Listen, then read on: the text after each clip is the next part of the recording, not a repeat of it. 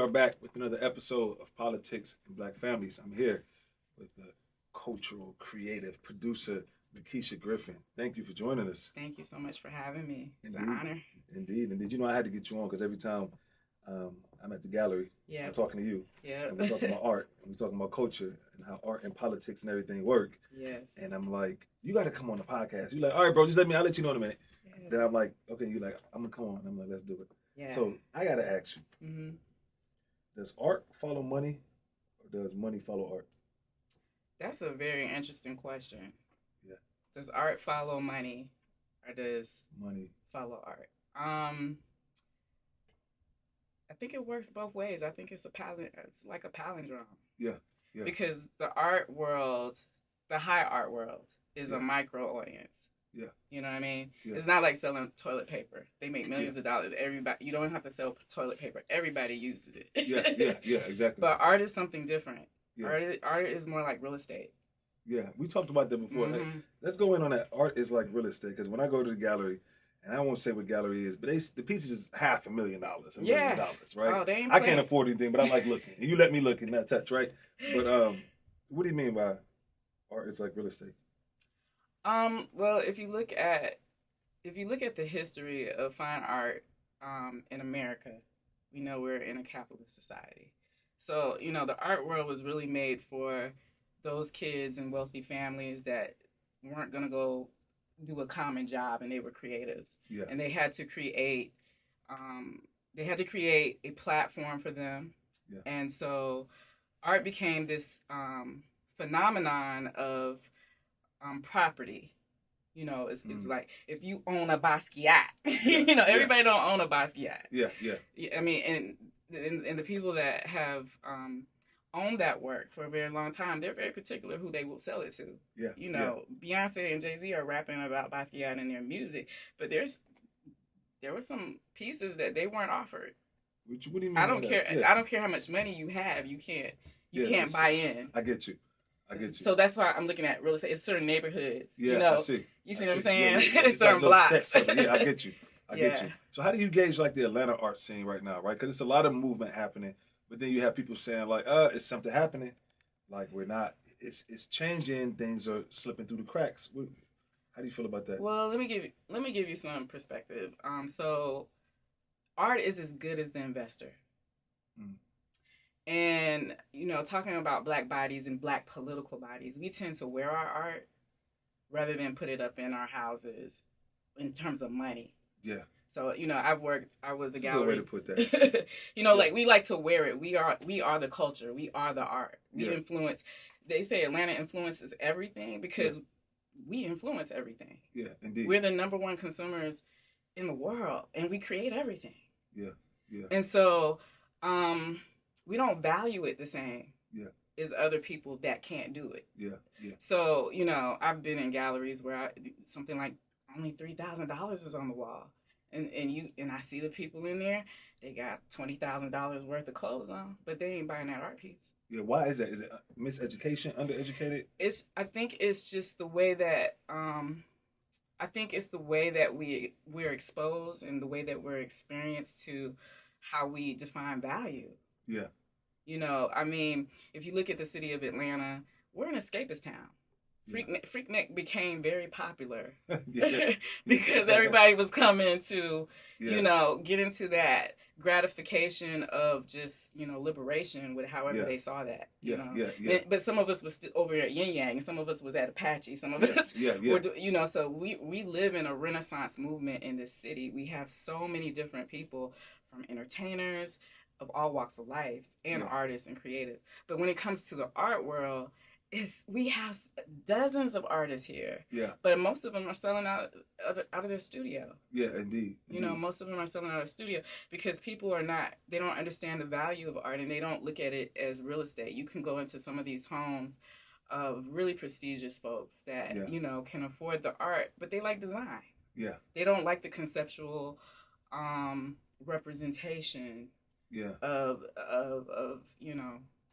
a piece with depth in it. Yeah. That's a certain group of people. It's a small micro audience. Yeah.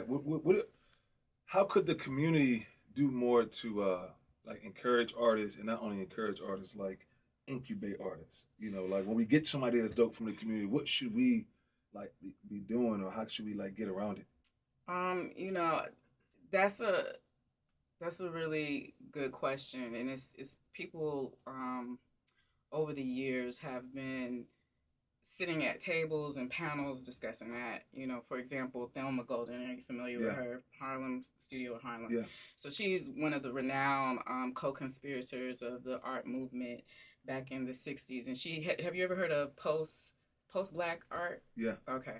So she kind of branded that idea, which was really controversial amongst black folk, because they was just like, what's post-black? We always been black, you know. Yeah. But what it was is that the consumer or the investor and the collectors at the time that she was selling to happened to be, you know, mostly people that were not of color, owning these images of black bodies. Yeah. And a lot of the work that was going to auction, a lot of the work that was really expensive work, was based on like antebellum themes. Yeah. You know. Yeah.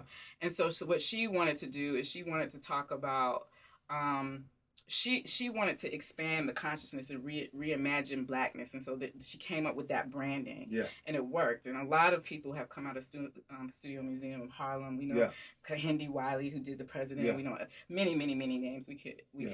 And so there, you have to find the audience that understands the value of not only our histories, but really value our stories and our contribution and integrity. Indeed. Integrity. What are some artists that you know about that we should be checking for? Like people, now we talk all the time. You always tell them, you put me on to a lot of dope work, but for the audience, who should they like be looking at that's really making moves, or should just research and know about?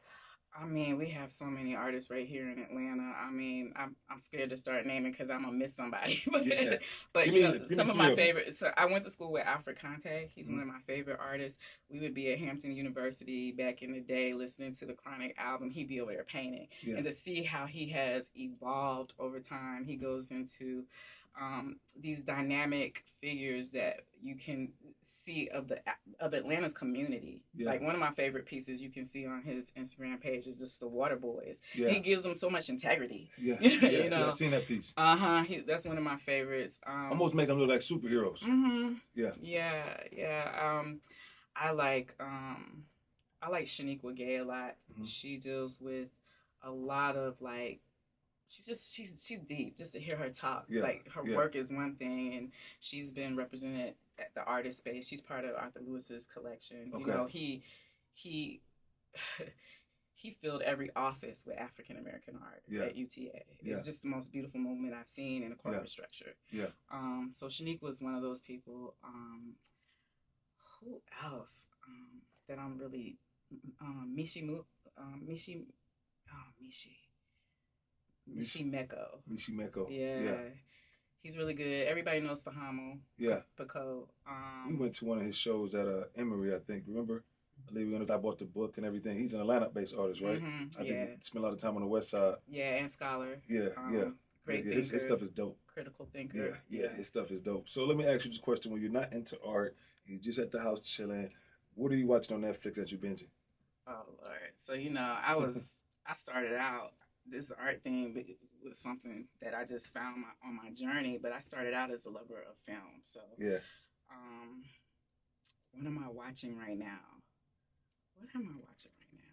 I've been writing. I haven't been watching much of anything. Okay, say that. I've been writing screenplays. I'm getting back. You know, I started when I left Hampton, really desiring to go into the film world as a screenwriter. Yeah. And my first gig internship was in DC at American University. It was a film program that interned us with America's Most Wanted.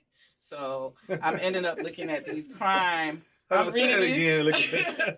America's Most Wanted. So I'm sitting here looking at these crime. Now this is a kid. You got a warrant. Get up out of here. I was a young woman who studied film and grew up loving the 90s golden age of film. So I was looking at 40 Acres and A Mule and Spike. And, you know, all of the independent African-American Black filmmakers at the time.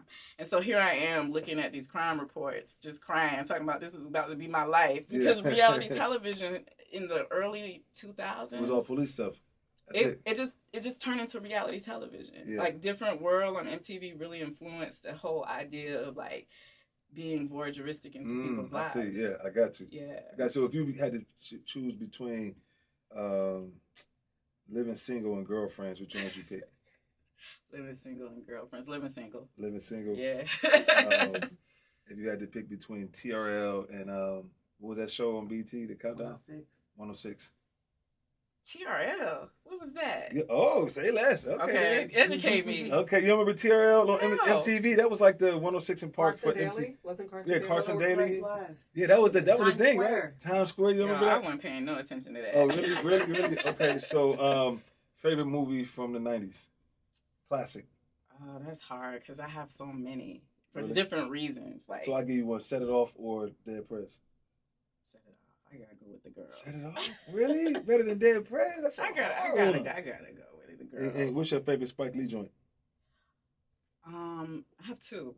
So for different reasons. Like, so my most favorite is Crooklyn. Like I just agree.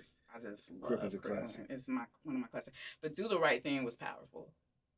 It was political. I kind of forgot about Do the Right Thing. Do the Right Thing won the Cannes. Yeah. That took 40 Acres to Cannes. Yeah, you know, Do the Right. I think I might pick Do the Right Thing over Crooklyn because I watch Do the Right Thing and learn something new every time I look at it.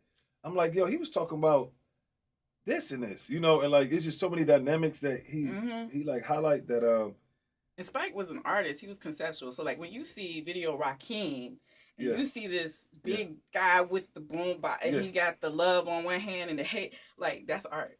Yeah, indeed. You know what I'm saying? Yeah. That's art. When you see the mayor, everybody knew the mayor. Yeah, exactly. You know, and then you see how these dynamics in the boroughs of New York. See, at the time it was speaking to the climate because we had the Rodney King things going on, and we had the issues. That was art. Right. That was art. Yeah. So that's hard. So let me ask you this question, and we're gonna wrap it up. And I want you to look at that camera and let the world know how you gonna leave it better than you found it. But you have to answer this question. When it comes to Thanksgiving, this show you bringing to my household, so I know who to add on this list, because I got my list I've been making up. So what are you bringing? Okay, are y'all vegan? No. Okay. So we don't eat pork. No pork. Okay. No pork.